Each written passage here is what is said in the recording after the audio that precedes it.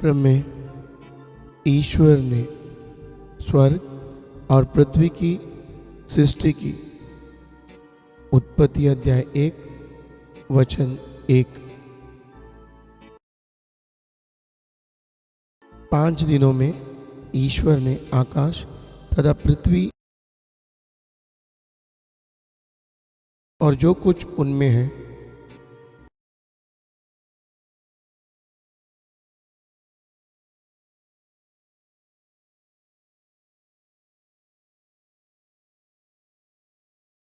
छठे दिन ईश्वर ने मनुष्य को अपना प्रतिरूप बनाया। नर और नारी के रूप में उनकी सृष्टि की। उत्पत्ति 1 अध्याय वचन 27। प्रभु ईश्वर ने मनुष्य को यह आदेश दिया, तुम वाटिका के सभी वृक्षों के फल खा सकते हो, किंतु भले बुरे के ज्ञान के वृक्ष का फल नहीं खाना, क्योंकि जिस दिन तुम उसका फल खाओगे तुम अवश्य मर जाओगे। उत्पत्ति अध्याय 2 वचन 16 और 17।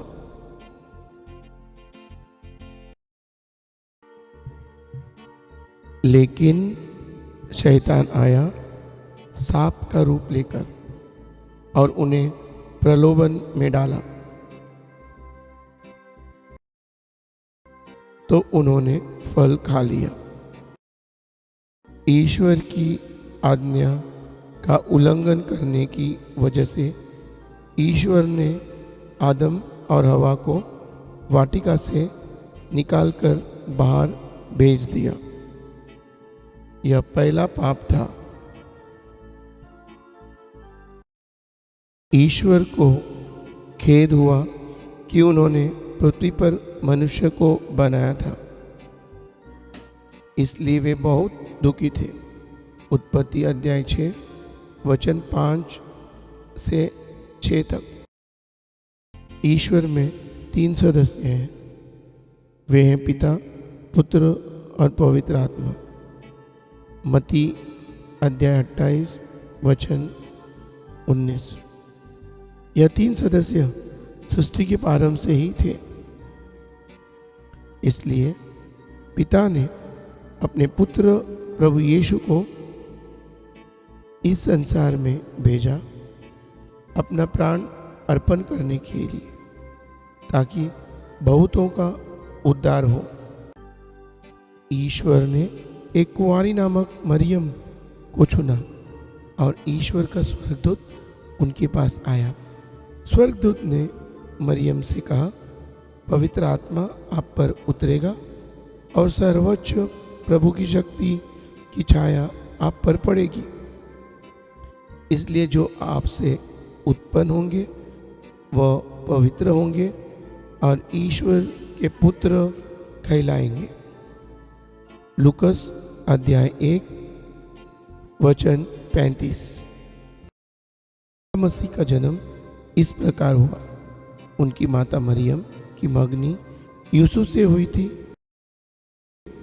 परंतु ऐसा हुआ कि उनके एक साथ रहने से पहले ही मरियम पवित्र आत्मा से गर्भवती हो गई।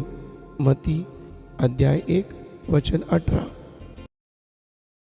मरियम के गर्भ के दिन पूरे हो गए और उन्होंने अपने पलहोटे पुत्र को जन्म दिया और उसे कपड़ों में लपेटकर चरनी में लिटा दिया,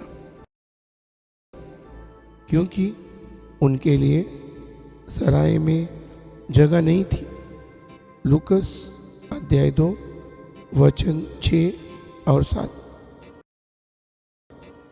इस दिन को यानी 25 दिसंबर को हम क्रिसमस यानी नाताल कहते हैं।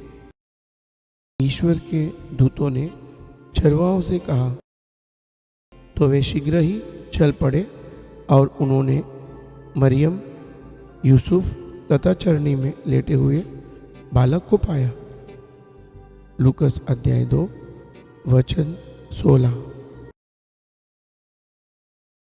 जब प्रभु यीशु का जन्म यहूदिया के बैतलहम नगर के इज़राइल देश में हुआ, पूर्व से दंडन करने आए और सोना, लोबान और गंधरस की भेंट चढ़ाई।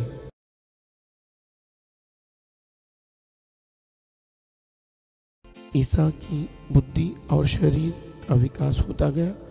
वह ईश्वर तथा मनुष्यों के अनुग्रह में बढ़ते गए। लूकस अध्याय 2 वचन 52। 30 वर्ष के उम्र में ईसा ने अपना कार्य आरंभ किया। उस समय से ईसा उपदेश देने और यह कहने लगे, पश्चाताप करो, स्वर्ग का राज्य निकट आ गया है। मत्ती अध्याय 4 वचन 17। ईसा ने 12 शिष्य चुने। उन्होंने 2 आज्ञाएं दी। अपने प्रभु ईश्वर को अपने सारे हृदय, अपनी सारी आत्मा और अपनी सारी बुद्धि से प्यार करो। यह सबसे बड़ी और पहली आज्ञा है। दूसरी आज्ञा इसी के सदृश है, अपने पड़ोसी को अपने समान प्यार करो। मत्ती अध्याय 22 वचन 37 से 39। ऐसे ही ईसा ने कार्य शुरू किया। अंधे देखने लगे, लंगड़े चलने लगे, कोढ़ी शुद्ध हुए, बहरे सुनने लगे, मुर्दे जिलाए जाने लगे, दरिद्रों को सुसमाचार सुनाया जाने लगा। मत्ती अध्याय 11 वचन 5।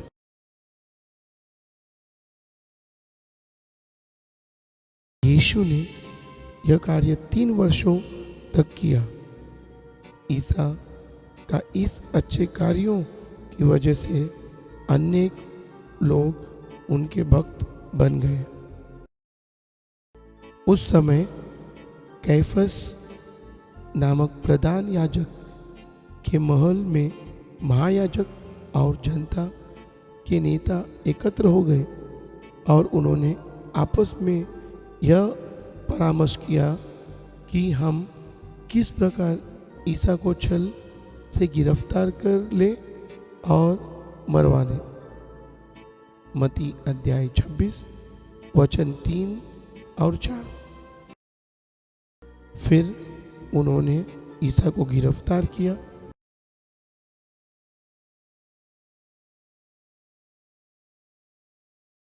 पिलातुस के पास भिजवाया। पिलातुस ने उन्हें कोड़े लगवाए। सैनिकों ने कांटों का मुकुट सर पर रख दिया और क्रूस पर चढ़ाने के लिए सैनिकों के हवाले कर दिया। वे ईसा को ले गए और वह अपना क्रूस ढोते हुए खोपड़ी की जगह नामक स्थान गए। इब्रानी में उसका नाम गोलगोथा है। वहाँ उन्होंने ईसा को और उनके साथ और 2 व्यक्तियों को क्रूस पर चढ़ाया। यूहन्ना अध्याय 19 वचन 17 से 18। ईसा 3 घंटे तक क्रूस पर टंगे रहे। तब ईसा ने फिर ऊंचे स्वर से पुकार कर प्राण त्याग दिया। मत्ती अध्याय 27 वचन 50। जिस शुक्रवार को ईसा मरे उसे हम गुड फ्राइडे कहते हैं, क्योंकि ईसा के मरने से संपूर्ण मनुष्य जाति का भूतकाल, वर्तमान काल और भविष्य काल का पाप माफ हुआ और स्वर्ग के द्वार मनुष्य जाति के लिए खुल गए।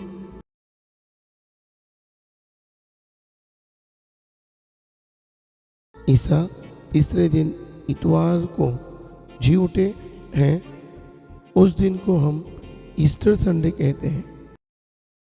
पहले वह मरियम मैगदलेना और दूसरी मरियम को दिखाई दिए, बाद में शिष्य को दिखाई दिए और शिष्यों से कहा, तुम्हें शांति मिले। यूहन्ना अध्याय 20 वचन 19। 40 दिन के पश्चात ईसा स्वर्ग में गए। तो ये ईसा जो मनुष्य बने, मरने के बाद जी उठे और स्वर्ग में स्वयं गए। प्रभु यीशु के पहले और उनके बाद कोई भी मरकर जी नहीं उठा है स्वयं से और स्वर्ग में नहीं गए हैं।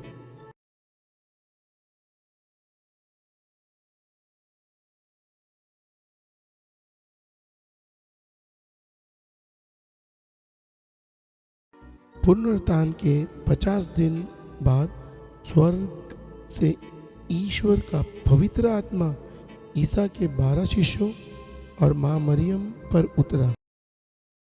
जैसे कि ईसा ने कहा था, इस दिन को हम पेंतिकोस्त कहते हैं। वे सब पवित्र आत्मा से परिपूर्ण हो गए और पवित्र आत्मा द्वारा प्रदत्त वरदान के अनुसार भिन्न भिन्न भाषाएं बोलने लगे। प्रेरित चरित्र अध्याय 2 वचन 4। यीशु के 12 शिष्य भिन्न भिन्न देशों में जाकर प्रचार करने लगे। उनमें से थॉमस नामक शिष्य केरल में 52 शताब्दी में आए और उसके बाद बार्थोलोमी नामक शिष्य वसई में आए। इसलिए ईसाई धर्म भारत में है। अंताकिया शहर जो ग्रीस देश में है, वहाँ शिष्यों को पहले ईसाई यानी मसीही नाम मिला क्योंकि वे ईसा के बारे में प्रचार कर रहे थे। इस प्रकार एक नया धर्म बन गया, ईसाई धर्म। पर ईसा, उनकी माता, यूसुफ उनके पिता और ईसा के शिष्य वे सब यहूदी धर्म के थे। इससे हमें पता चलता है कि ईसा सिर्फ ईसाई लोगों के लिए नहीं बल्कि संपूर्ण मनुष्य जातियों के पापों के लिए मरे। यीशु की कहानी समझने के बाद हम उन्हें हमारा मित्र, मुक्तिदाता, रक्षकदाता, मार्गदर्शक यद्यपि बनाकर उन्हें पुकार सकते हैं। हमारी परेशानी, दुख, दर्द, पीड़ा, तनाव, बीमारी, अकेलेपन और ज़रूरतों में, क्योंकि प्रभु यीशु कहते हैं मत्ती 7 अध्याय वचन 7 में, मांगो और तुम्हें दिया जाएगा। प्रभु यीशु यह भी कहते हैं, थके मांदे और बोझ से दबे हुए लोग, तुम सभी मेरे पास आओ, मैं तुम्हें विश्राम दूंगा। मत्ती 11 अध्याय वचन 28। प्रभु यीशु यह भी कहते हैं यूहन्ना 10:10 में, मैं तुम्हें जीवन देने आया हूँ और जीवन पूर्णता में। इसलिए हमने इस प्रकार प्रार्थना करना चाहिए। पहले हमने हमारे पापों का पश्चाताप करके ठान लेना है कि अब से हम पाप नहीं करेंगे। दूसरा, हमारे अंदर जो भी जलन है दूसरों के विरुद्ध और गुस्सा निकालना है। शत्रुओं को माफ करना है, जिस तरह प्रभु यीशु ने क्रूस पर अपने दुश्मनों को माफ कर दिया।